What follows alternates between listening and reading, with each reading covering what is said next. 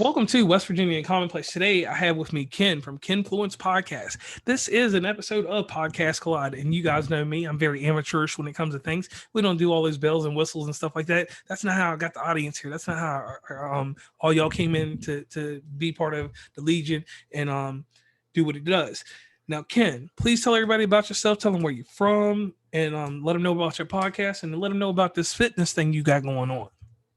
All right, what's popping, Ken Folk? It's Ken with you with Kenfluence, the podcast. So originally from Fayetteville, North Carolina, lived in Dayton, Ohio for a good amount of time. Now I'm out in Los Angeles, California, enjoying the sunny weather, the palm trees, and everything else that California has to offer.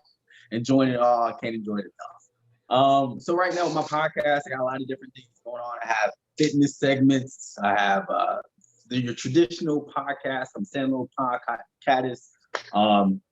I'm podcaster, if you will. I don't know the terminology. We just making it up on the fly. We got some new nomenclature now.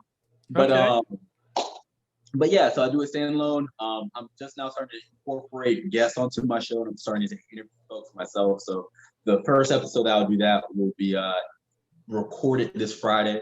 But yeah, also big on fitness. So I'm in the Air Force / Space Force. So we can get into that too if y'all want to. But with that, I work out a lot. I wake up in the morning, do PT, and afterwards, born and raised with Army uncle. So, there's PT and then there's PT after the PT. So I got a workout program that I do.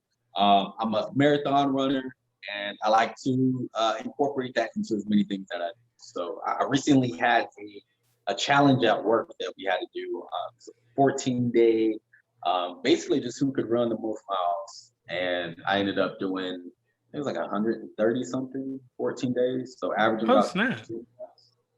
Yeah. So fun stuff there. Man, all I'm trying to do is do that little cross country in a week, 3.1 miles. If I can get that in. I can't run with you then. I'm gonna have to get you out here in the mountains and do something with that. You do a mile up into the mountains and then you do a mile back down out the mountain, and we'll see. Have you done any extreme running, just off topic? Yeah. So I've done like some ultra runs. I've done 2 of those. The first one I did was, I think it was like, I don't know if it technically counts as like 35-mile trail. Then the other one I did was like, I think right around 40. Woo! Bro, I know cats who are doing like 60, 70 and stuff like that. So like, that's cool. It's a little over a marathon. But yeah, man, I'll wake up and I'll do a half marathon for fun. I got into running. I don't know, man. I did track in high school, but I was always a sprinter.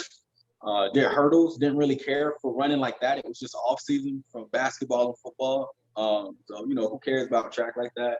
But it wasn't until like college and like I was in ROTC and I was like leading runs when I was like, oh, I got to be the best runner out here on lead run. Like, the cadences that you got to yes. You gotta holler out and run.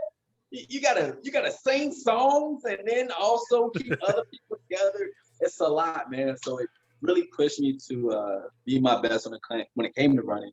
And I think it was like my freshman, sophomore year, I dated a chick who was like an ex-cross country star or whatever. Oh. Right? So yeah, so she, before it was like, power, just run as fast and as hard as you can, you make it work. And she was like, you run really stupid. And I was like, yo, what? And she was like, you run stupid, very inefficient.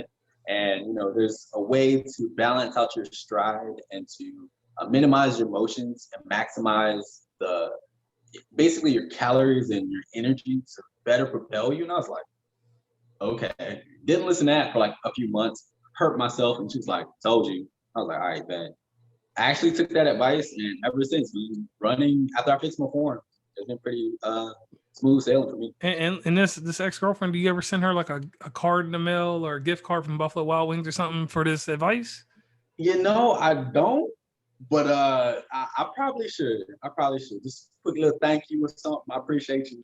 Yeah, because she gave you some knowledge and you ran with it, literally. All right. Right? I ran off with it. All right, so now being out of North Carolina, you told a story to the audience real fast. You you've been East Coast, and Dayton, we'll just count it as Midwest because you can get to Michigan pretty fast and you can get anywhere. And now you're on the West Coast, so you've been on all the coasts that matter. We ain't gonna talk about the North and South. We talking about the middle of the Fifth Coast, which is the Midwest. What is your favorite? What is your favorite coast?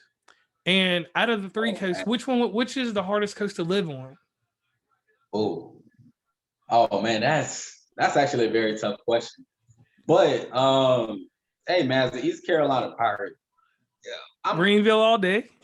Greenville all day. Greenville, North Carolina, stand up. Hit the fall corn. But yeah, man, it's got to be the East Coast, which is my favorite coast. It's just a way chiller vibe, way less pretentious. I feel like folks are just, in general, more genuinely concerned about you and want to know about like your day. People are more actively asking questions and want to be involved with like just checking on you versus being on the West Coast where it's a lot of cool stuff, but I think things get very materialistic really quickly. Everybody kind of gets into the keeping up with the Jonas matches. Everybody's very like in their own bubble. If you're on a beach, you can be like 2 feet away from somebody. They don't want to speak to you. They don't want to wave. They don't want to smile. No eye contact. Just, it can be weird sometimes. So when it comes to those types of things and just like the southernness in me, the southern hospitality has to come out. So all right, so let's do this real quick because my big audience, I'm in West Virginia, but Ohio showed me love. It don't matter where I go out there. You was out in Dayton, and just to keep everything PC, and we're not gonna disrespect any territories, but you was out in Dayton. You know where Pickaway is. You know where them different places like that are. We discussed something earlier on about Dayton, and my thing here is like Dayton. That's a spot. Dayton. Yeah.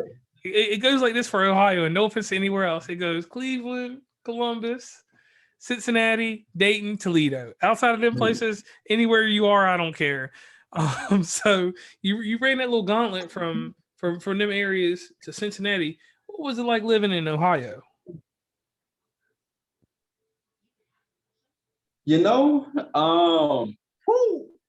Well, so I was stationed at Wright-Patt, so I'm going to talk from the purview of Wright-Patterson Air Force Base. I'm just going to describe it, and it was very overcast all the time, man. Y'all, let's talk about that. So I'm a road tripper, so I drive everywhere. You know what I'm saying? Like my car has, I think, 230,000 miles on it. I'm going to give you something new soon. But when I tell you, when you drive over from Dayton, Ohio, and you drive across Ohio to Kentucky, it clears up. Yeah, like Newport over to like Louisville or Lexington down through them. Yeah, it's a little difference. Yes, sir. Yes, and it's just like you look up. And when I was with, I guess, another one at the time, I looked at it and I was like, "Do you realize Ohio does this to itself? It does. The overcast is self-inflicted." I looked up and like you see like the factories just poofing, steam and smoke, whatever, into the air. Yes. The huge clouds that it like makes, and you're just like, "Yo, that's the overcast." Wow, it blew my mind. Especially being a science dude too. I was like, I knew there was a reason why Ohio was the way it was, but there were pros to Ohio, usually it being its proximity to other things. Right, and that's the thing, and I tell people that's the same thing that ties me in with West Virginia, because I'm in close proximity. But when I was in Dayton, the only thing that was attractive to me about Dayton was, man, I could get to Indianapolis really fast. Ooh, so fast. So fast. I mean, I wasn't going to Fort Wayne or nowhere like that. And no offense to Michigan, but I had no business in Detroit or nowhere. Well, Detroit's all you're going to get that close, or Ann Arbor. But, sports-wise, you could get somewhere and watch a basketball game if you wanted to. And Indianapolis, let's talk about it. Very slept on. I took an afternoon, I think it was like a Saturday or something. And again, bored, didn't know what to do, road tripping. And I think Indianapolis is exactly 2 hours. Yeah, 2 hours away, exactly.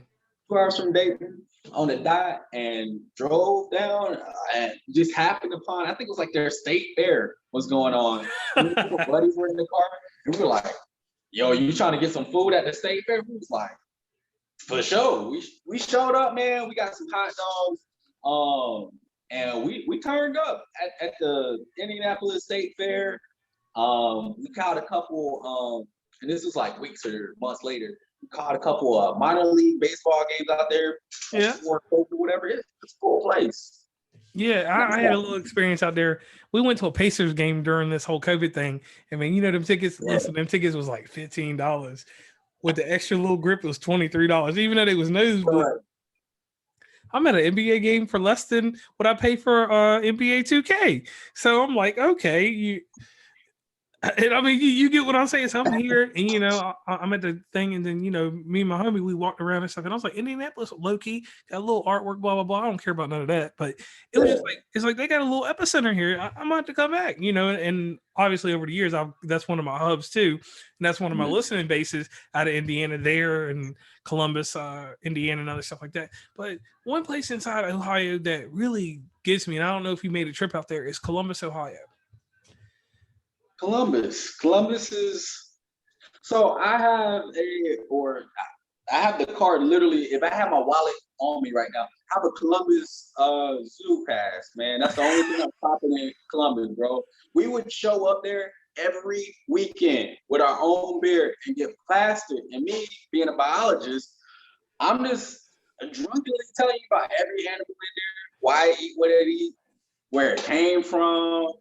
You know, you could have been chilling with Jack Hanna. Yeah. Now I'll tell you, but like standing around like, oh my god, this is kind of interesting. You listening there? So yeah, man, lit. And I tell you, like now for me, Columbus is 2 hours away, so it's a trip that I make. I don't, you know, in travel, I don't have set. 2 hours to me is not. It's 30 minutes to most. It's 30 minutes to me. So I go to. I frequently there. They opened this thing up about a summer ago called Zimbabwe Bay, or they opened it back up, the little water park, and you can drink. You listen. You can drink it. Yeah, but you can. The adult section they opened up now. You can drink. So I'll get on the Lazy Whip River, do whatever I'm gonna do, ride the little because they got like one inflatable ride, the one that goes up in the funnel and goes down. So after that, you know, yeah. Bro, so I know you got the souvenir cups, right? With yes. Different color bottoms. Yeah. Get your own cooler of beer and just pour it in there. You don't have to buy any beer, bro. Just take the cup, just pour your own beer in there. Oh. Get off to the side, and that's all we did, bro. That's my life hack there. So I'll do that. So you know, we out here and it's still COVID-19 running around and stuff, and they had this little title, the little wave pool, right? They got a screen in the back. So they doing movies and stuff and things like that, like I do with the projector and stuff. And everybody's having a good time. Me and the co-host, me and her was out there, and we had this lady with us, like she was like 90 pounds, right? And between me and co-host, it's a little weight between us. So if you ride with us on something and you skinny, you gonna flop off that thing. So this 80, 90 pound lady, mind you, she's old. She's like 60 pounds or whatever, right? She goes up in the top part of that funnel because it's like yellow, blue. I don't remember the colors, but with that weight, it shifted up way too high. So she almost falls out that thing. She almost falls out that thing and almost dies. I'm grabbing her like, you know, I'm saving her life on some Lifetime movie type stuff. And it comes back down. And with all that weight, we go so fast down in that funnel. And she's shocked. And she with us, and she a frail lady. She get off the thing. The next thing you know, she's like she's just spinning and stuff. She goes over and gets one of them long tubes and just puts it down. She gets on the lazy river. She don't ride nothing else with us, bro. So that was my experience out there in Columbus. Now, frequenting the malls and different stuff, they got a different layout like that. I always tell everybody, if you get a chance in life, you need to always visit Columbus and Charlotte, North Carolina. So you get that kind of feel of shopping and seeing what you really want to do. Everybody can say stuff about New York and other places, but I'm not doing it. I'm talking about just the normal person, not fly by night, going to New York, doing whatever. But Columbus and Charlotte, those two hemispheres there. Now on the West Coast, man, it's a whole different story out there. Now, mind you, me coming out to the West Coast is for work. And then the other time was when I filmed Judge Judy. And so, you know, I'm in Los Angeles and I got time to go see everything. Los Angeles was very fast paced for me. It's a nice lifestyle, but to me, where I'm an economist living in West Virginia, I'm the North-South, I'm the South-North. And economic wise, our standard of living is kind of low. So you can make money like I do everywhere else and live here comfortably. But in Los Angeles, I was seeing people that was working at good jobs, living in tent cities, living inside their Lexus or living in a camper, but making good money. honestly, with normal professional jobs, intense. It's crazy, man. I make a decent amount, and I think like if I move back to North Carolina right now, we having a great time. Los Angeles, we're just getting into regular. You know what I'm saying? And regular here is very tough to gauge. It's very tough to see like who is the actual middle class, because I don't know if y'all know this, but like I know you see influencers and whoever else on Instagram, right? They have stacks of money. Bro, did you know that you could buy stacks of money for $15 on Amazon? It looks real as hell. Yeah. With the lines in it. I didn't know that. I didn't know people were on Instagram and all on the street putting up piles of fake money that looks legitimate to their face. I was like, bro, this looks so real. Yeah, so it's that perception out there. And everything is so smoke and mirrors and like sleight of hand out here like that. Me and my buddy, like, we went through like all 50 states and we like gave a one-liner to every state. And I wish that like we could go back and be like, yo, California is sleight of hand, either sleight of hand or smoke and mirrors, because like everybody's capping. So it's tough to know what's more. Right. And so like me being a person I am, I'm like, man, I live in a poor state, but my flex game, if you out here and you see me, because sometimes I make it look like I'm homeless looking with the beard and hair just because I don't care. But yeah. you see the flex game on the houses and things that we have out here and the stuff.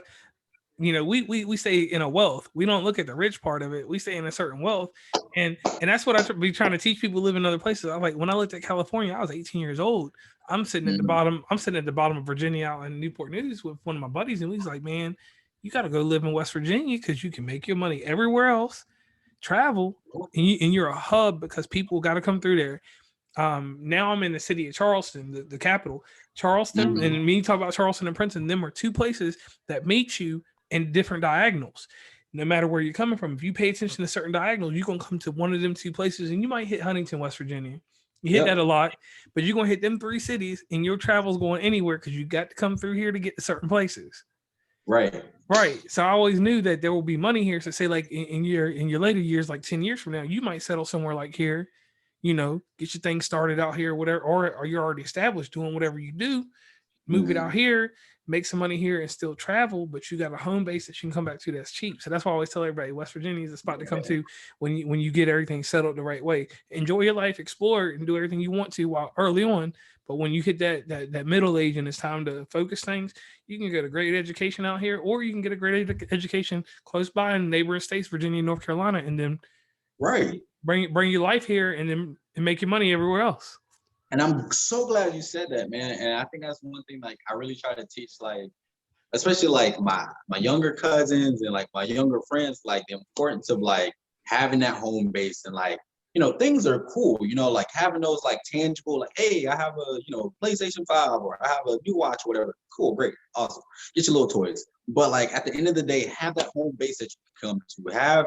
Have some land if you can get it, man. Try to get you own some property or whatever. So then, or try to put money up so that you can have those things later in life. Yeah. And then when you come home, that's home, Yeah, sustainability. And that's what I tell people, like, and that's why when people be like, oh, you're in West Virginia and stuff. But I'm like, y'all be out here in Miami, y'all doing all this extra stuff. And I'm sorry we got off topic because we was talking about your podcast and different things. But, I tell people, I was like, I'm not an economical genius, but I look at standard of living and I looked at things like, when I was coming up in Virginia, I'm from the center of Virginia, so I can go to Richmond, DC. But nobody ever talks about going west or going to West Virginia or even going to Kentucky. They always talk about, the next drop it goes like this: Washington, DC, Baltimore, Philadelphia, something in Delaware, maybe Atlantic City. But then when you go south, you looking at Charlotte, Greensboro, High Point. We thinking about going to North Carolina A&T. That's the first thing that got in our minds at 16 because of Freaknik and different things that, the marching bands and all that stuff. So shout out A&T. Yeah. So look, we get all these mentalities and we go to these things when we 17 and 18, not supposed to be there at 17, but we still get in and you get that atmosphere and you're like, this is where I want to be. But then when it comes 18 and I'm about to graduate, I'm like 3 months about to graduate from high school. I looked over, and for me to live in Greensboro, I got to be there whenever the furniture district crap is not going on. As long as the furniture craft's out the way, or somewhere like that where textile and stuff is really big, I gotta be out the way, because if I'm not doing that type of job, I ain't gonna survive unless you got a technical trade from the jump.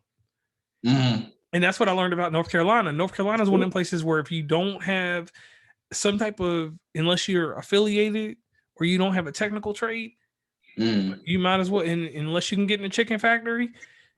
Outside of that, you done. We got a hog factory too now. Yeah, What about the hog factory? You got options, boy. North Carolina, you can be whatever breakfast factory you want to be at. Doesn't matter. So now, so now get back on topic though, because I know we didn't dipped off on all kinds of other stuff. You got this podcast rolling around, and you've gone hot and cold. We're gonna be 100% honest, hot and cold with your podcast, and you're about to bring it hot again. Different affiliations and different people that you run with. You know, you have a credibility in this independent business. So, what's it like going hot and cold? What was that cold like? Because we talk off record, but it's a mental focus. You pod faded for a little while. You suffered from pod fade. And I'm not saying this in a disrespectful way, but we talked about it off the record. You pod faded because you didn't have structure to your mental focus on the podcasting part.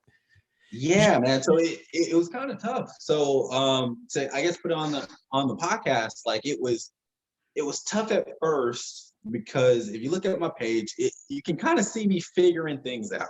Yes. You know, at first it was a motivational speaking platform, and then from there, I did stand up back in the day a couple of times, and I was trying to like bring that up in there. And then from there, I got more into podcasting, and from there, I had like all these spinoffs and different ideas and things going on. Great. And then took some collected myself, got myself together, and was like, okay, this is for sure what I want to do, and what I want to lean into. And then from there, just like a lot of different life things happened. So I had to, go home for a week and, check on parents, check on the family and stuff like that. So, you can't necessarily be podcasting and, you have been home for the last 8 months. Right? So there's that. Came back, I got all my energy, my vigor back. Let's get into it. Recently, I had a good friend from ROTC, mental health awareness note, foot stomp. He committed suicide. So I had to go to his funeral at the end of May. So recovered from that for like a week and a half, 2 weeks. And then I'm like, all right, man, that's tough. But now I've collected myself, we're back into the podcast game. And then from there, it's like work. And it's just like, oh man, it's all these different things. So all that to say, there are going to be a lot of things that sort of serve as obstacles or almost deterrents to what you want to do, what you think you're good at. But I say all that to say this too. There's a lot of opposition when you're in a space where you're doing well at. Right. There's a lot of opposition when you're walking in something you're supposed to be doing, and there is no other resistance to you doing it other than you doing it. Right. So that's one thing that was almost a good sign for me, where I was like, all these things keep happening. Like I'm like, damn, man, like when do I get to like just sit down and have like a smooth 4 or 5 days of just straight podcasting? And something was like, don't get frustrated. Take that as a sign of you're doing what you're supposed to do. Just be consistent, because now you're the only thing stopping. So it took some time to, I guess, get that little bit of wisdom out of that and to like understand the impact of what was going on. But now that I have that, I feel like I can get into a more consistent rhythm. Part of that too is also establishing pockets of content to release at different times, at different increments. So right.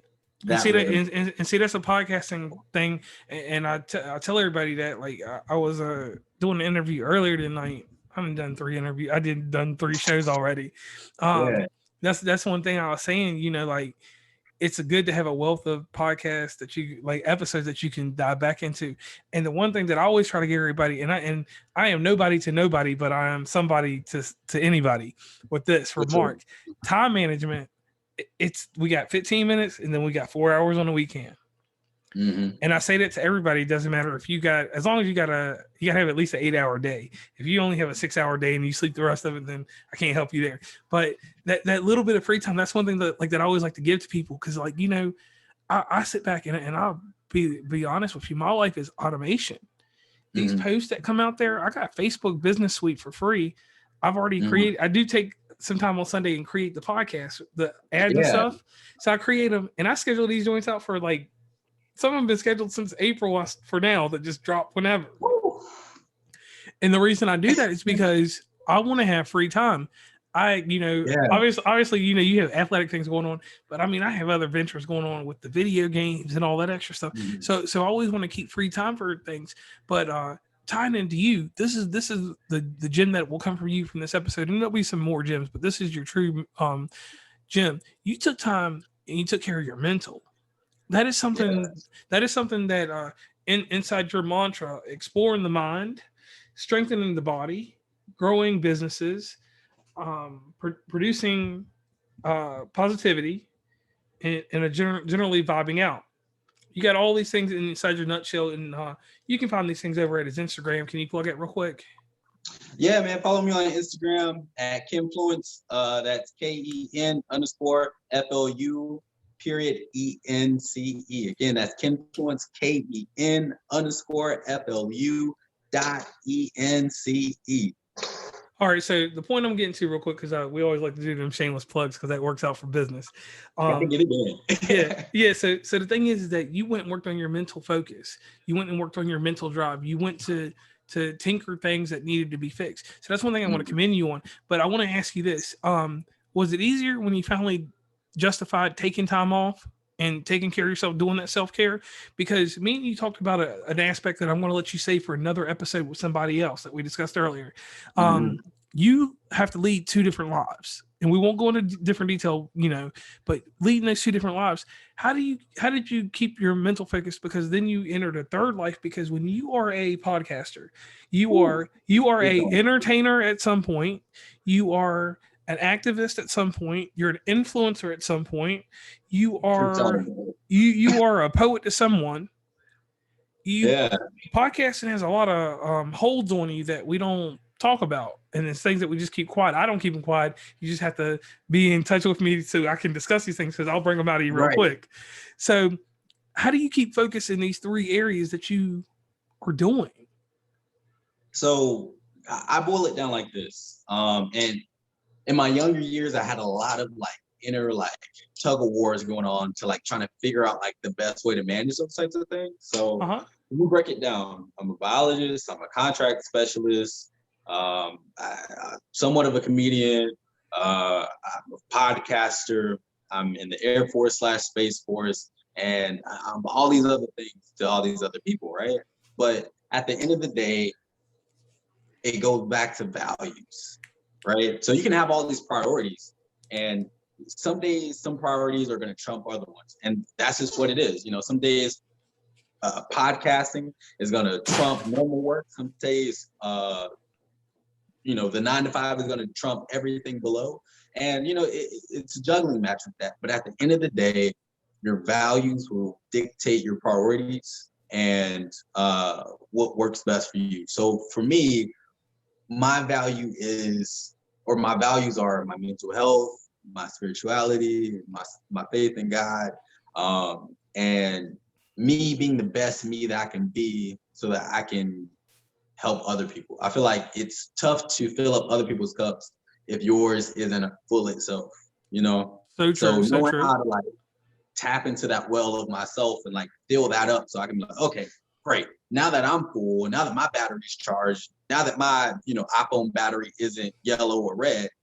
I can give you some battery. I can give you some time. I can give you some patience or some advice, or I can have something to offer worth hearing on a podcast versus just being on here jibber jabbering because I haven't slept and I'm on robot mode, and I'm just yeah, man, you should I don't know, wash your face in the morning. Okay, can't blow us out.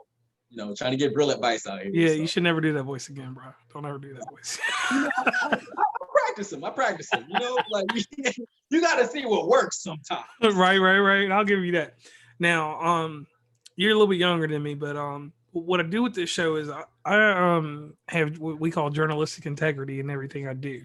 I um I sat back and when I was a kid, my grandma on Friday nights when I wasn't roller skating or something like that, because that's the thing that's from my area, that Mid Atlantic coast skating Let's was a go. thing, and then we'll go Let's into go. that. We'll have to do a whole another episode about that one day and talk about the whole Mid Atlantic thing, because you're from the Mid Atlantic, so it's a whole different struggle. But anyway, I used to watch a show called 2020, right?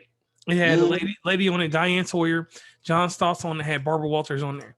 And they asked the hard hitting questions, except for John Stossel. He did a little funny thing about whatever he did. I didn't even watch this shit for real. I talk about it in the podcast and be like, yo, I watch it. But his segment come on. I'm a very serious person. I don't have jokes. I have delivery that's funny to people, but I'm really serious about what I'm talking about. Like if I tell you that your frog legs are garbage, you think it's a joke, I'm dead ass. You ask me, yeah, somebody's gonna laugh when I say it because they're gonna be like, man, you said that, and why would you just say that about the frog legs when the potato salad was on empty? Nah, them frog legs was garbage. And the way I'm gonna deliver it, you're gonna laugh. So anyway, here goes your hard hitting questions. Okay, what was the first mistake that you made as a podcaster? The first mistake I made as a podcaster had to have been when I first got like kind of hot out in these streets with the hard K. I think it's easy to pander to audiences. And I want to say that louder in the mic for other podcasters, for other people with new businesses who are starting to get traction, to people who are starting to pop at work, whatever it is.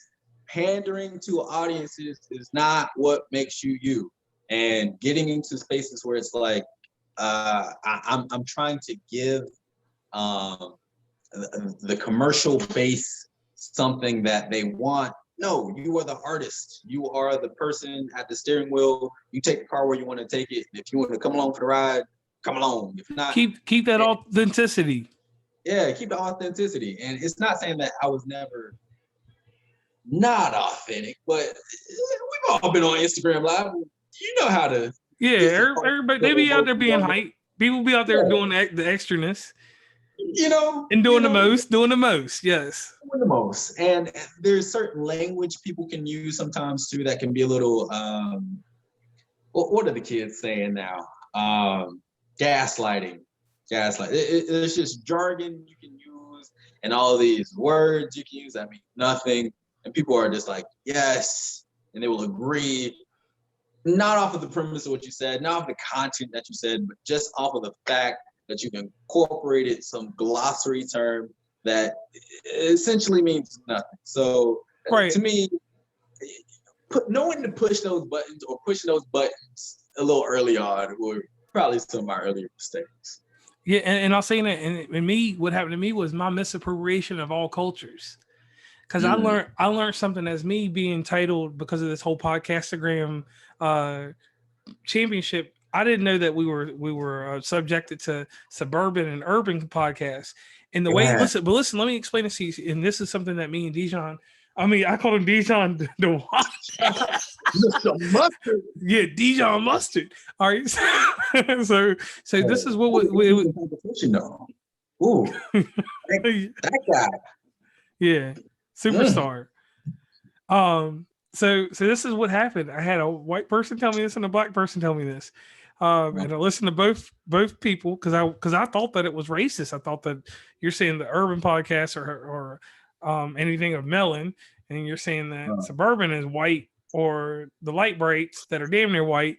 So I had that connotation and I was incorrect. So this is what I learned.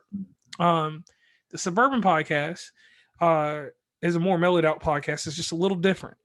The urban podcast doesn't have to do anything with race at all. It's the hypeness inside the podcast. A suburban podcast has a meteoric rise with how they advertise. When you have an urban podcast, and it doesn't matter if you're black or white, you're out here, you're doing lives, you're doing all this extra stuff inside a bubble that gives you a certain niche. Like me, for instance, I don't do lives. I pop up and I'll say something. I might gloriously say something. Man, everything I do is pre-cut. I done shot the video 3 weeks ago and I just decided to drop it right here and there. Yeah. So it's almost to a degree of like a structure base. And I was like, dang, to my white person, I was like, on the low, that sounds good. And I'm going to almost believe it. But then again, I'm going to say it's racist. Then I had somebody in our community, and which is everybody's community. I'm not going to be racist, but inside our community, the African American community, come to me and it was like, your podcast is a suburban podcast because you reach everybody. You keep everything clear. You don't put a direction on race. And that's what we need sometimes. We need strong ethnic podcasts, which we have in any ethnicity or race. And then we need that podcast that's the middle ground, that's the bridge sometimes. So inside this whole deal that Podcastagram did, he bridged this gap. And obviously we've seen how the fallout came from that. And that's not something I want to discuss. So definitely a huge shout out to Pat and anybody that was involved in that, and especially Irish Survival Podcast. That's one 13-year-old girl went crazy. She got a good show. You'll have to check her out. But anyway. For sure. The one thing I want to add to that though is I don't know what happened. I really don't. But I do want to say that I did enjoy seeing just the level of support that everybody had for each other. And yes. I wanted to see it play out, and not in like a, like really competitive way or like, this person, that person. Like I had a lot of like friends or like, people that I rock with, like, was this person versus that person. And I had just did a feature on each show, like I think days apart. And I was like, oh no, man, it sucks. But like, at the same time, like it was still exciting and it was something cool. And it's just like, man, it sucks that, sometimes when we have events like that, things can go left sometimes, which is unfortunate. And I don't know what the full situation was, or, I haven't heard much about it, but I'm hoping that whatever happened is, reconciled, or, that bridge is gapped. And at some point we're able to do something like that again, because, it's like a field day for podcasts. How often you get to see something like that. Right. Cool. And I was amazed because even I got knocked out in the first round by a podcast that I just thought was just some random whatever. But this dude's podcast was flame. But my audience just wasn't tailored to that. They didn't know, because I didn't do no big announcements. Because like I said, everything's automated with me. Right. So I'm getting the numbers regardless. So I'm not saying that in a bragging way, but I'm in the background. I'm like, this is cool. And that's how I met DeJuan and stuff like that. Because he was doing this little color commentary type professional wrestling, this podcast. He took 48 hours and listened to every single podcast. So did. Without meth. That's one thing I do want to put out there. So he just did it all pure adrenaline. No, crack cocaine as well. You got to go through them. No amphetamines. Yeah, and he did make a comment when we were talking about you and him. Y'all are night owls and all day owls. Y'all just stay up. Don't know how you do it, because after we done, I'm probably going to sleep. I mean, I ain't gonna lie, I'm gonna jump on the Xbox or the Nintendo Switch and tear somebody up. But outside of that, whatever. But inside this whole deal that Podcastagram set up, shout out Pat one more time. It was kind of crazy because all these different podcasts I hadn't heard, and ones that I wasn't affiliated with, because me and you were affiliated prior to this. Yeah. And your people, and I'm saying your people, and no disrespect, your people, I learned about them. Your Grown Man Logic, Del P, Uncle Dolomite. Sorry about that, no disrespect. I'm learning about these different podcasts, and I had to say this, like, Grown Man went up against Too Much Game podcast. And I'm a Grown Man Logic person because I got into that, and then Too Much Game as I've been going on. I've been listening to. I'm like, this dude is like the Snoop Dogg of podcasts. He's smooth about it. He's smooth about it. Shit, and then bam. It's hard. Who do you vote for? Because then I was like, I got into the predicament of like, okay, if I listen to each person's like last podcast, is that how I rate it, or is it like your whole body of work? Because I was like, you go on last podcast, that gets dicey, real dicey. Yeah, because some people got flame and some don't. Right, and then it's like, well, if we go with body of work, some people killing it, but they got like 10 shows, they got 15 shows, and other people they got hundreds, and it's like, dang. So it's like, what do you base it off of? Right, because like I'll give you an example. I put out, I don't know, some weeks I put out 3 episodes, but that's because I got the content. But out of them 3 episodes, only one of them is gold. The rest of it's for my fan base, because I got certain series inside my shit that they listen to, and that's a continuation of what I was doing. So if you're not a everyday listener or a part of the Legion, then you don't know, So, so I feel you on that, because like sometimes I have gems, like these podcast collides are really my gems. My other show, I love it to death, but that's my Larry King, that's my bread and butter, that's what pays the bills. So that's gonna have a certain structure to it, Yeah. So someone that looks at me from the outside, they're gonna be like, man, I like that shit he does on Saturday, but that shit he do on Thursday or Tuesday or Wednesday, I'm gonna have to pass on that. And I'm like, that's cool. Right. Keep it on Saturday. Give me the numbers there. Whatever. Look, it might not be your cup of tea, but I got a cup of tea for everybody and a cup of tea for every day of the week, man. So pick your poison. Right. So now let me ask you this. On the second go round now, you're out here, you're trying to hit it big. You got the episodes, you got the mentality, you got everything going. What are you gonna do this time that's gonna be different? That's not gonna let you fail. And I ain't gonna say you failed, because remember, I'm gonna say you did fail. Because when you fail, it's like this, and this is an expression I'm gonna give you. Failure is a lesson. Failure has no negativity to it. It's a bridge that you got to walk on, and you can't fall off. You can go off on the side and hang on, and that's the failure, because it's a condition. Failure is not something that stays with you long. So now that you picked it back up, what are you going to do not to pod fade this time? What's the number one thing that you're going to do inside of the structure of your episodes? Yeah. So I think, so for me, I wouldn't call last run a failure. It was more so figuring out where the dart stuck the most. All right, well then let me hold on. Let me get you real quick. Well, then we'll say a failure to launch. Since you don't like the word failure, I'm gonna make it even better. To launch, that sounds like it's a problem. You know what I'm saying? It sounds like a failure to launch. Sound like a down south problem. Failure to launch. You got to call it something else. That sounds like ED or something. All right, so then I'll characteristic another time. And see, what I like about you, kid, is that we are playing with words right now, and you know that there's no ill intent in what I'm saying. All right, so let's just say, let's say you didn't get to the top of Space Mountain. That sounds even worse. Space Mountain. She was like, "Nah, you're not getting on this mountain today. Ain't no Thunder Mountain, ain't no Space Mountain." All right, so let me try. Let me try one more time. Instead of being on a cruise ship, you was in the paddle boat. I don't. You know what? We was in the regular lane when we could have been in the whole lane. Is what we gonna call it. I don't know if that's much different. All right, so let's just say this. It's the New Orleans Hornets versus the Charlotte Hornets. You was the New Orleans Hornets. Okay, I can rock with that. We definitely not the Bobcats. Yeah, not the Bobcats. We're not going to talk about them. Whew. But so this goes back to what I was talking about before, right? When it comes to your values matching your priorities and making sure that all that's in alignment. So for me, and there's also a term I want to throw out there too: synchronicity. Synchronicity. And synchronicity is when certain things in your life just sync up. They just align, and it's just like, wow, thanks God. Like I wasn't even trying to do that, but like now things in my life just like all the planets align. And I think right when I started going cold with this podcast, I had made a comment in an Air Force forum. It was a stand down day. It was after like the Asian hate campaign was going on. We had a day where the Air Force said, everybody shut down business. Let's just, right? So everybody got on Zoom, we talked, and I had a very candid conversation about my experience of being, a young Black man in America, how I see things, and how I think things could progress. Long story short, I got blessed with an opportunity to do an Air Force podcast. And that's, you know what I'm saying, though? I mean, that means you're there. That means you're there.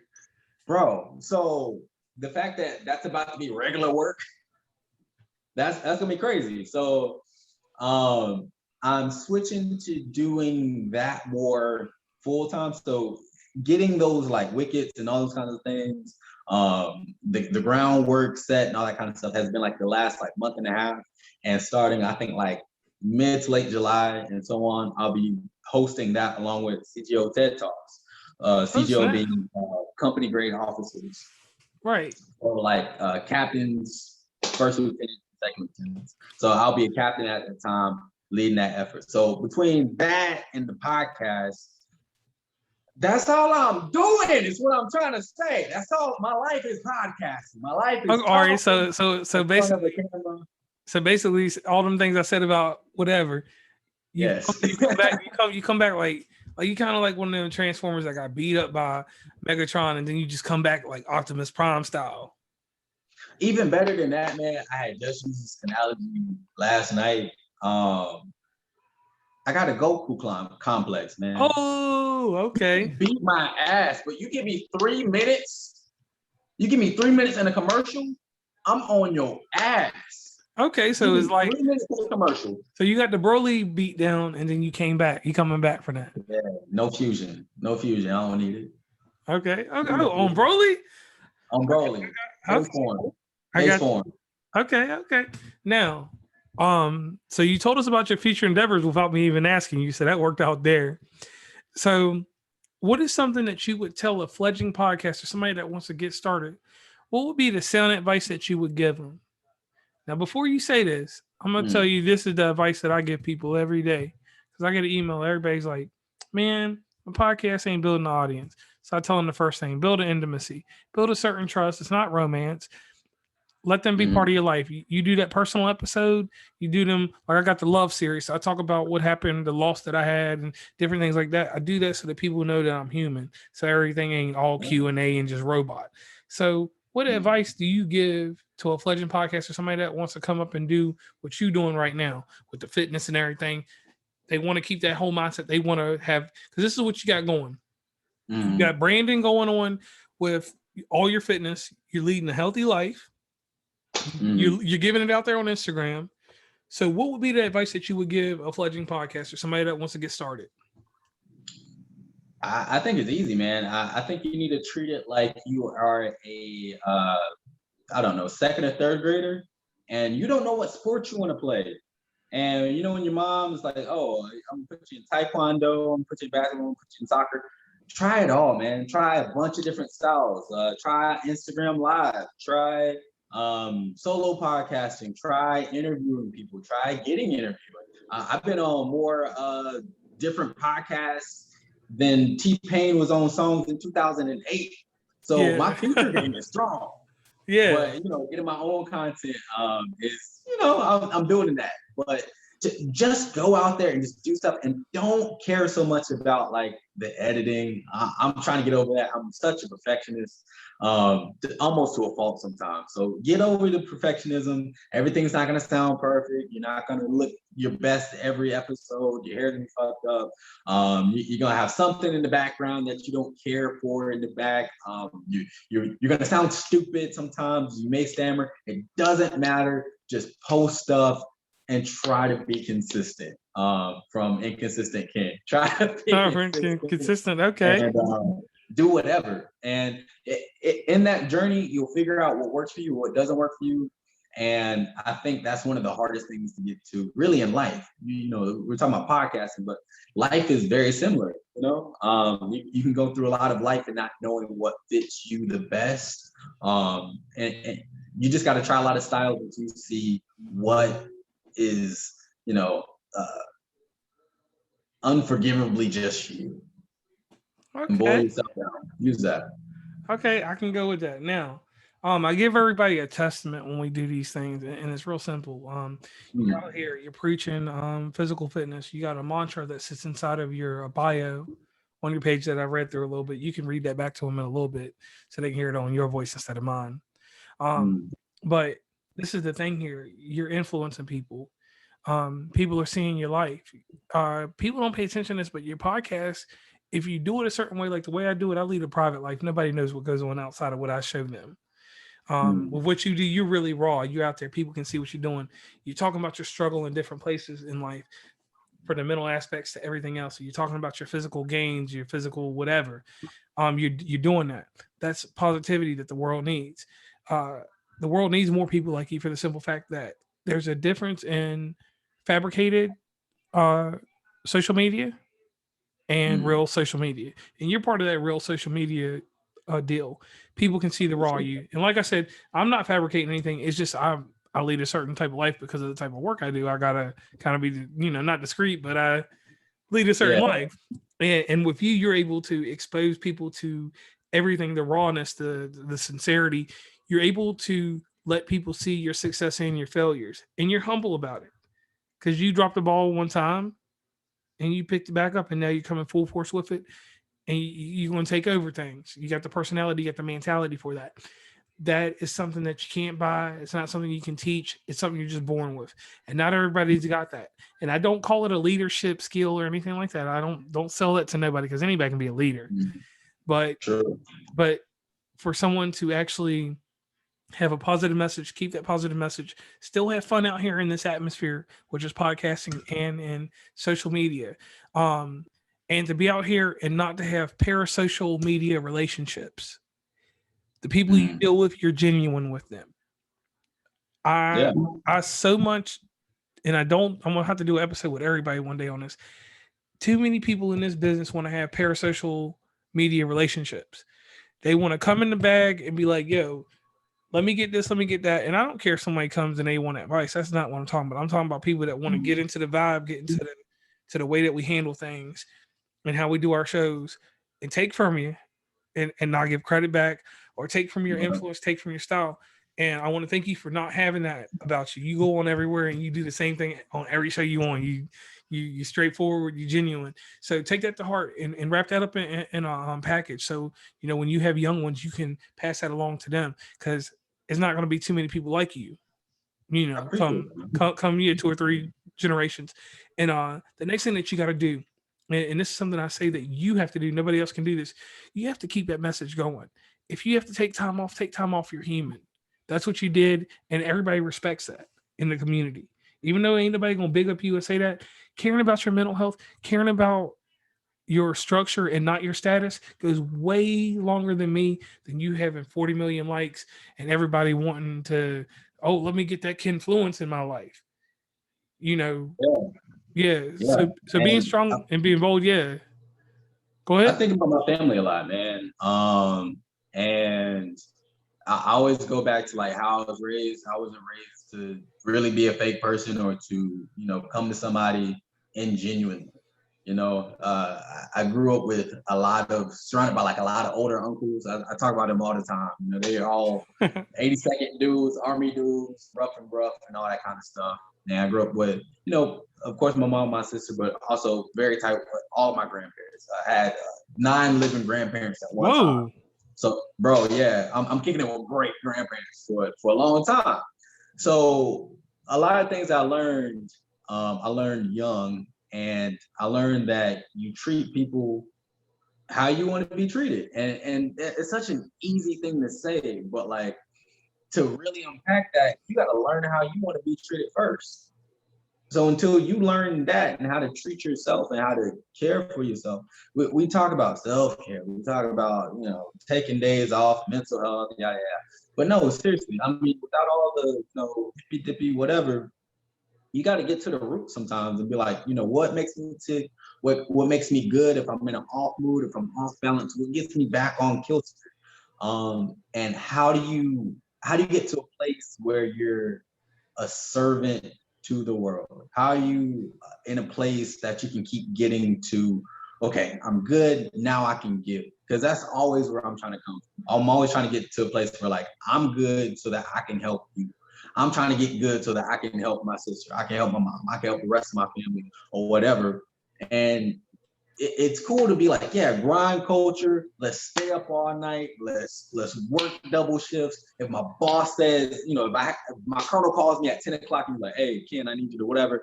Yes, sir. Let's get to it. And then podcast after. We can do that all day, every day. But for how long?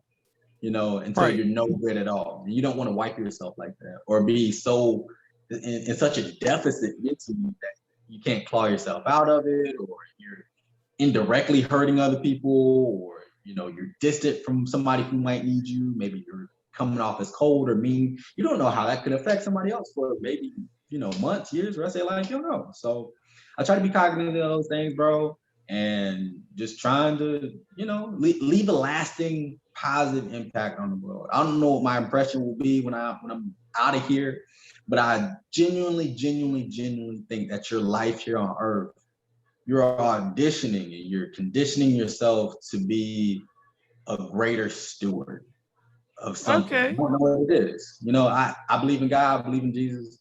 And, you know, that's my thing. If you don't, you know, that's cool with me. But I think that when we're gone, I don't know exactly what's after, but I do think we're living in some type of training ground. And once you're done with this life, how good were you at taking care of things, yourself, your family, your faith, and all these other things, your spirit. And now that you've done those things on earth, how do you like radiate that on a grander scale later? So I just try to keep that in mind too. Like, what's my impact? All right, and let me tell you, we talked earlier about a gem that you would drop. You just dropped your gem right there. All that right there, that was your gem in the episode. Hey. Yeah, and I tell everybody that because I got an eye for the gems. Not I ain't no thief or nothing. I'm just saying I got the eye for the gems. But anyway, all that's everything you said, man, that was compelling. That was to the point, and that's what I appreciate. So now we're getting to the point where it's almost the end of our show. So here's like the serious thing that you got to do real quick. You got to hit another shameless plug and tell where people can meet you on social media everywhere. So please let them know where they can meet you at. Hey man, again, Instagram. Instagram's the easiest way to find me. I'm easy to find. I'm on Kinfluence. If you can't remember all the dots and the dashes and whatever, just look up Kinfluence. I am the Kinfluence with the most subscribers or followers. That's me. But again, on Instagram, it's KEN_FLU.ENC. Again, that is KEN_FLU.ENC. You can find me on Spotify under Kinfluence or anywhere that podcasts were distributed before Joe Rogan went to Spotify. I'm on all them places. You can also email me at kinfluencechannel@gmail.com. And, we can set up something that way too. If you want to get on the podcast and you have questions or you just want to reach for whatever business reasons. So again, man, that's me. All right, and also for just clarification here, anyone that is on Podcast Collides does provide me with the show notes, so I don't have to deal with them. So Ken will be providing me with all his links in a little description of his podcast, and that's the other way. That's the awesome thing about this whole collaboration thing, and that's one thing I want to get into real quick. We do these collaborations not to boost numbers, because frankly, I don't brag or nothing, because I said success is silent. We don't do that. You don't necessarily need the hype. You got the following. I don't necessarily need the hype. We do these collaborations because I do them for the simple fact that at some point I see potential in people, and sometimes I throw out that little bone, and you grab that bone, and you even had a cosign from your manager, which is Kendra from Coffee with Kendra. She manages quite a few podcasters in the business. She is taking fees now, and it's not nominal. I pay her 10% off top, man. I'm letting y'all know right now. Kendra gets paid 10% off of every podcast I do. So it's real, man. I want y'all to let all the other podcasters know that there's help out there. We out here getting bullied and swindled, but she doing the thing. Right. So now, no doubt with her, if you do have her as your manager and you do want to come on these shows, definitely, because she gave you awesome call sign. I was going to do the show with you regardless. I had just threw that little thing out there because I was like, man, I got some open slots. I got some shows I really don't like right now, and I'm gonna push them shits all the way out till whenever. And yeah, I did say that. This ain't gonna be edited or nothing. It's some shows I've done with some people, and they don't respond to me. That's one thing that I want to do real quick, and I'm gonna take 2 seconds with this. These are the things that I tell people to watch when you get out here podcasting and you're looking for guests. And this is just a podcast talk moment inside of your Podcast Collide. When you're out here and you are entertaining guests to be on your podcast, you do have to give them a structure. You need to let them know the expectations on how you want them to promote your episode. If they do not have a social media presence, that's the first thing you look at when you find a guest for your show. If someone is on empty on their social media, and I'm not talking about followers, I'm talking about posts. I don't care about followers, because you're going to gravitate to whatever you gravitate to. And it could take one episode that changed your mind, and then you bring the whole flock with you. But if this person is on Instagram and they only have 10 posts, I'm going to talk to them about those 10 posts before I even extend an offer to them. And come on, too. When you say 10 posts, when you say posts, I also want to say of original curated content. Because a lot of people have a lot of content out there. But it's like, it's a reshare, it's repost, it's not them. It's like, posts are cool, and having constant eyes on you is great, but make sure that it's like your own, like genuine content. And I know sometimes we all fall guilty of it, just throwing a little bit of filler out there just because we've been quiet. But on my page, I make sure that I really, really put in a good effort to be like, if you click on anything, you're gonna enjoy it. If it's a short 1-minute video that I edited together and it's like kind of more like a comedy skit or whatever, you're gonna enjoy that. If it's a fitness workout or something, you're gonna enjoy that. Or if it's like maybe post workout or pre-workout and it's like, oh man, it sucked, or I don't want to do this, but like influence motivation, you're gonna enjoy that. So make sure that like whatever you put out there, it's not just like, oh, I'm gonna reshare the thing that everybody's sharing, because you see that anyway. Right. And I agree with that. And my thing too is like, man, this meme stuff, like if you got memes on there and you're a guest, like be careful with that. I gotta see the whole process on you. And then another thing, when it comes to the reciprocity, when it comes to advertising these things, when you have guests on your show, and I'm saying this to everybody, and this is what I like. I got a team. We actually look at this stuff. It's certain people that I will work with that I know that I'm going to have to advertise for a little bit harder. But it's certain people that got certain clout that I watch how they advertise the other person that they collaborate with on guests. And this is me talking to personal podcasters out here. I see how they hype the show up and how they don't hype it up. And I'm kind of like, man, they ain't coming on Podcast Collide until I see something different in the world. So that's one thing to watch out for. Your guests have to give you a certain level of advertisement when it comes to this, because you're helping them and they need to help you at the same time. So when you do have a guest on your show, and I'm talking to you personally right now, Ken, you look at that social media, you look at them posts, and keep that same energy. If you're on, oh man, I hate this. So if you're on somebody's show, right, and you're like, oh, I'm gonna share all your stuff before, and I'm gonna share, the show that I'm on. I might share like maybe one show afterwards. Nah, man, y'all are podcast bonded now. Y'all are soul bonded by the podcast. You better be sharing everything, because you never know when you will be back on that show again or whatever. But like, I don't know, like I think it's just good faith at that point. Right. That's that reciprocity I'm talking about. Yeah, keep that up. Don't just be like, oh, well, yeah, now that I got my little 2 minutes or whatever on here, that's it. Like, just keep it up. And especially if you're not doing anything on Instagram anyway, except for just scrolling, it ain't gonna take you but 2 seconds. Hit that little, what is it, paper airplane, whatever the hell it is, supposed to be. Hit that real quick, share it, and if people like it, follow it, whatever, cool. But the big thing is awareness. Make sure that kind of content is circulating for that other person. And I agree with that wholeheartedly. And one thing that I do for people, and one thing that I don't do, I will put your post up all day, but I am not tagging you in nothing. Because if I'm taking my time to follow you and watch what you're doing, I'm gonna throw your shit up there, and you ain't getting no tag. On my busiest day, someone posted something for the first time ever for me, right? They posted something for me, and I didn't watch it. And I knew from that instant, they messaged me. They was like, you must have had a busy day. And I'm like, I deal with 70 to 80 podcasts in a day, different podcasts, not even the same one. So yeah, it's hard for me to scroll, but yes, I will do you that favor. If you got some kind of flame out there, yes, I'm pulling it up and I'm hitting that button. I'm putting it on my story, but I'm not tagging you. Because I need it ain't petty, but listen to the logic. If I'm watching your stuff, I need to make sure you're still watching my stuff. In the same vein, you said the same energy.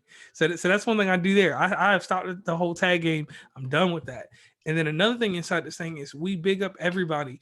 Open criticism and all the cool stuff is always fine. Always do that in a closed forum.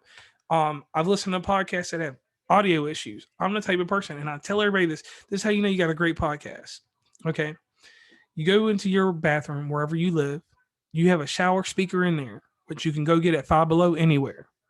There's Five Belows everywhere. There's Five Below down the road from you. You put that shower speaker on and you turn your cell phone onto that speaker. You got the water running. You got a lot of different things. You listen to your podcast there. Everybody's got a car. Even if you got the AUX, even if you ain't got a car, you got a homie that's got a car. You take the AUX cord, plug it into the old school phone or whatever you got. Or you run the Bluetooth from the car. You listen to the audio from the Bluetooth audio to the USB connection to the car to hear that sound. Everybody's got that $5 speaker that I'm always talking about, that little Sony joint that went on sale at Walmart. It's only $5.32. You got to be out here listening to your sound. You put the wireless headphones on, you put the headphones on with the cord. I'm not saying do all this every single podcast, but if you put out 70 podcasts, by that time, you should definitely have listened to your sound on different things. brother, you dropping treasure chests out in this mug. Pirates all day. Right. But for real, I mean, I didn't really think about that, but like there's so many different ways to like spot check your quality. I think who is it? Eminem, Dr. Dre, I think Drake too, all have like shitty cars out in the front yard. Kanye too, I think they all had shitty cars where they would like take whatever they just made. They're like, all right, sounds great in the studio, and then they plug it up into like the shitty like Accord or whatever. Like, yeah, that 98 Accord. Like, oh, is this bump in the Accord? Okay, yeah, so it must be a good song. Versus I hear every little detail that I made in that studio. So I like that, man, especially with the shower running to really like. Right, because even though nobody really has a speaker in real life, you can go buy it for $5 or $8. And when everybody had the stimulus money, I was telling people go get speakers because you really need to listen to your sound. You know, a PPP loan for a PPP loan for a speaker.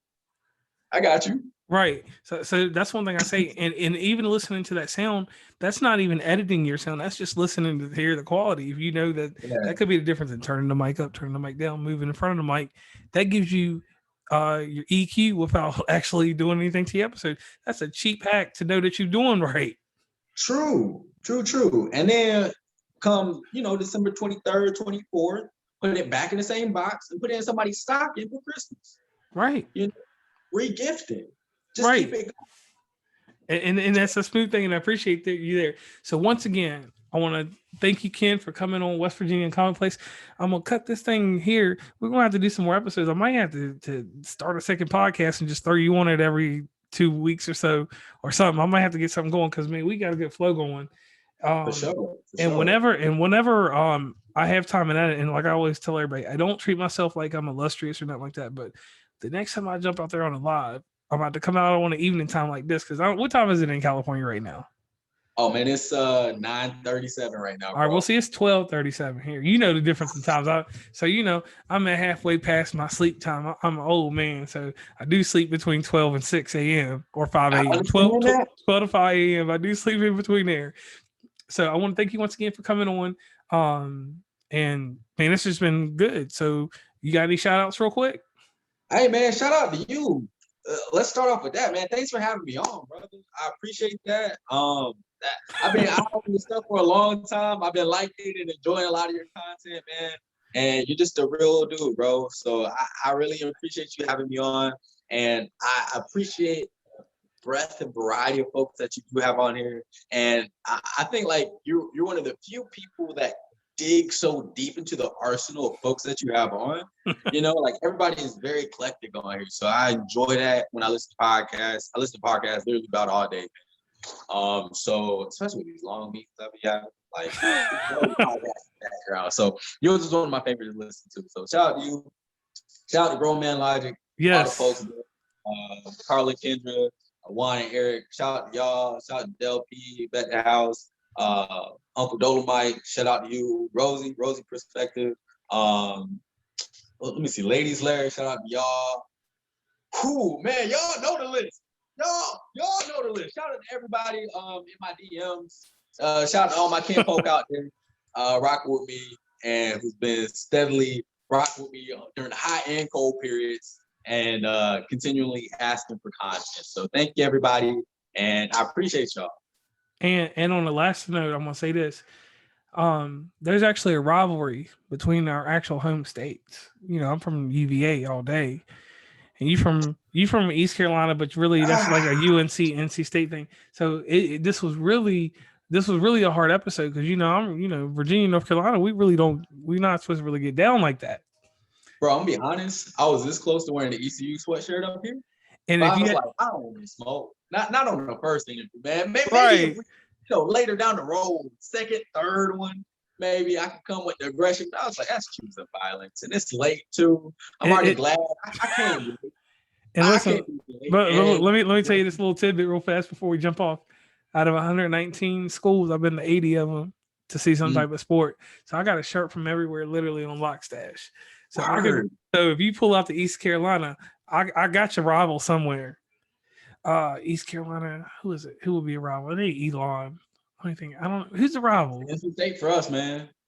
All right, so yeah, I definitely got Wolfpack stuff. I got a little little flag in the back for them. So all day long. So I got something there, but either way, it's been great to have you on the show. So once again, everybody, West Virginia Commonplace signing off.